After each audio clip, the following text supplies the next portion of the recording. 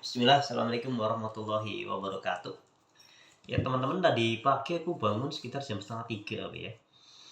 Terus setelah ritual pagi gitu ngecek handphone, di sebuah grup ada yang share berita dari YouTube-nya Ustadz Abu Maki ya, yang beliau jadi apa?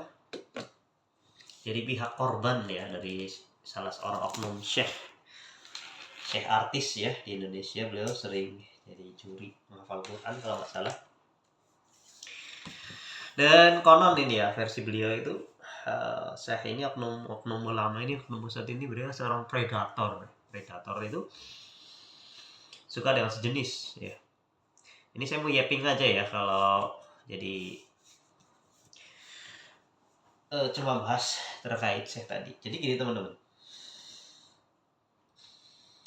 Dalam Islam ya yang namanya predator itu kan harus dibun-bun dia.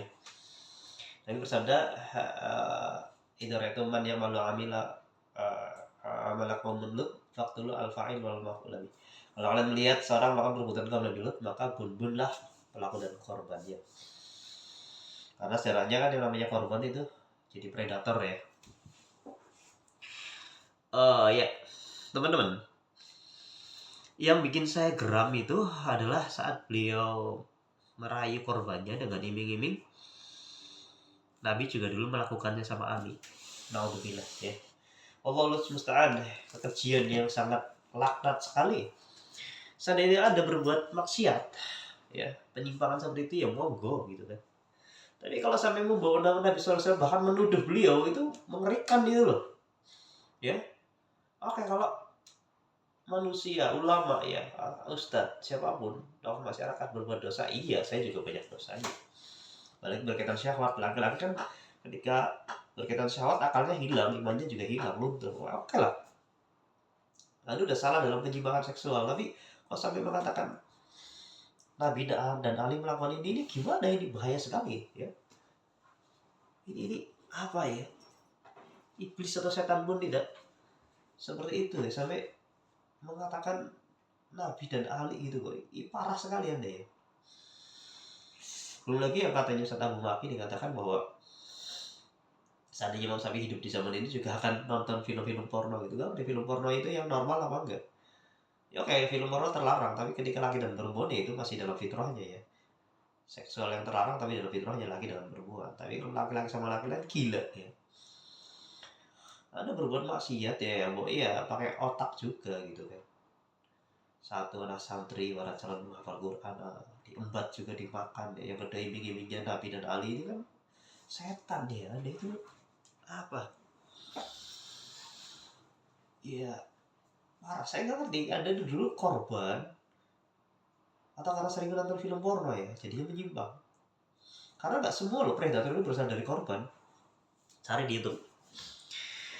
Ya orang yang pertama kali melakukan transplantasi yang namanya transgender ya. Orang yang pertama kali melakukan transgender operasi kelamin laki atau perempuan itu bukan korban. Dia dulu nikah orang Jerman kalau nggak salah. Dia normal punya pekerjaan, dia nikah. Kemudian suatu saat istrinya kan pelukis ya. Kalau zaman dulu kan belum ada foto. Dulu belum ada foto. Jadi ada model kan artisnya. Dan suatu ketika model artisnya sakit. Terus sama si istrinya diminta untuk pakai kaos kaki, ya kan, pakai rok untuk lukis sih ditiru gitu kan. Dan lambat laun orang ini nyaman sampai memakai pakaian perempuan, terus sampai berhias kayak perempuan, terus dilukis sama istrinya. Nah orang-orang saat itu kan tanya, ini lukisannya cantik banget, bagus sekali, siapa orangnya mana, artisnya mana gitu kan. Terpaksa lah ditampilkan dia sebagai artisnya, si suami ini tadi, suami pelukisnya. Dan setan masuk bermain di situ. Jadi apa? Dia nyaman.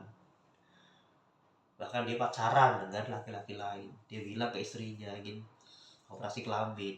Istrinya sedih, tapi mau gimana lagi karena akhirnya dia menemani operasi kelamin. Makanya buat kalian nih yang punya anak laki-laki ya, jangan biasakan anak kalian itu pakai jilbab. Walau masih kecil, bercandaan pakai jilbab, pakai lipstik. Gak boleh, habit itu kebiasaan. Sama kayak itu orang Jerman yang pertama kali melakukan transgender, relasi kelamin, ya itu bahaya, setan bisa masuk ya, karena kebiasaan. Apalagi jadi saya nggak lupa ya, nggak masalah penting ya. Jadi nggak semua predator itu dulu korban, karena mungkin faktor kebiasaan juga bisa dia sih bisa bermain, atau intinya karena dia kebiasaan ya, makanya kan Imam An-Nawawi mengatakan ya, melihat al-amrod itu haram. Amrod itu apa? Laki-laki yang cantik ya, laki-laki yang ganteng, belum tumbuh jenggot sama kumisnya, pokoknya masih mulus ya, mungkin sekitar 14-15, tampangnya manis gitu loh. Laki-laki kalau lihat itu ih cantik ya lah, apa ya, laki-laki dewasa yang melihat itu seneng, nafsu gitu loh ya. Ini makanya berbahaya, artinya apalagi kalian yang punya anak laki-laki ya, itu harus dijaga, dibilangin ya. Nggak tahu itu jamaah masjid atau apa, kalau kakek-kakek sekalipun bisa dia suka megang-megang paha, dikasih tahu.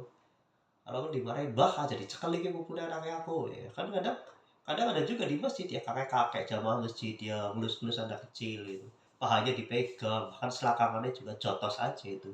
Kempilingi gue, mau gue ya, kakek-kakek ya mungkin maklum ya, dia itu mohon maaf ereksian ada, ngacengan, gak punya pasangan atau istrinya monopos ya, mau disalurkan kemana ya. Laki-laki ini kenapa penyakit prostat ya, laki-laki umur 70 tahun 80 tahun itu masih ya, kalau masih dia bangun bangun tidur masih bisa ereksi, syahwatnya masih ada ya. Makanya masa apa Hambali Imam Ahmad mengatakan onani itu tidak berdosa selama dalam rangka untuk kesehatan, karena itu seperti fasdu ya, seperti kamu buang darah produksi, karena laki-laki itu memang memproduksi sperma tiap hari ya.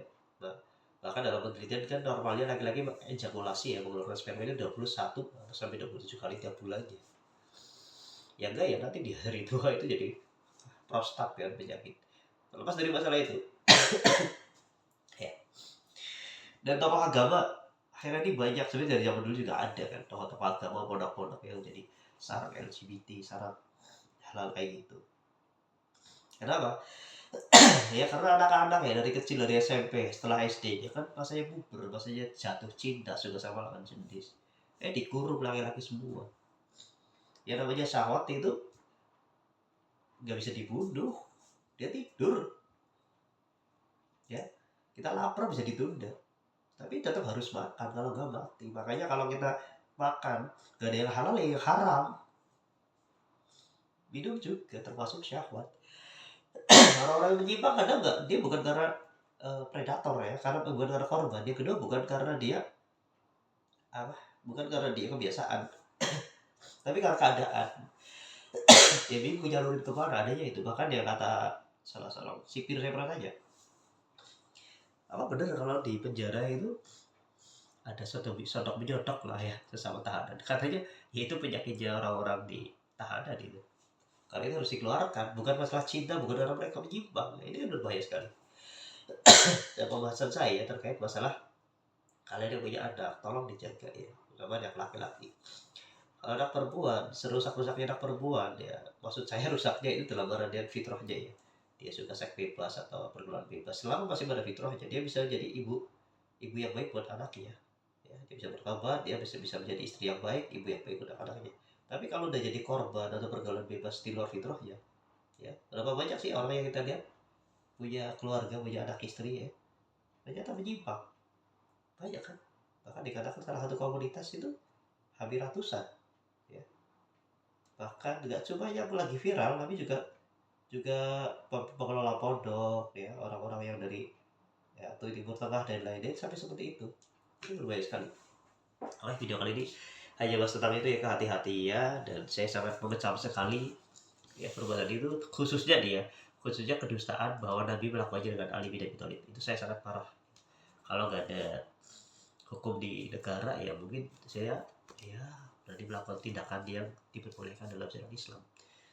Itu sangat berbahaya sekali ya, menuduh Rasulullah dengan Ali melakukan hal nista, hina ya. Nista dan hina. Sahabat yang berzina ada, sampai hamil ada, sahabat yang mencuri ada ya, ada zina, tapi masih pada fitrahnya.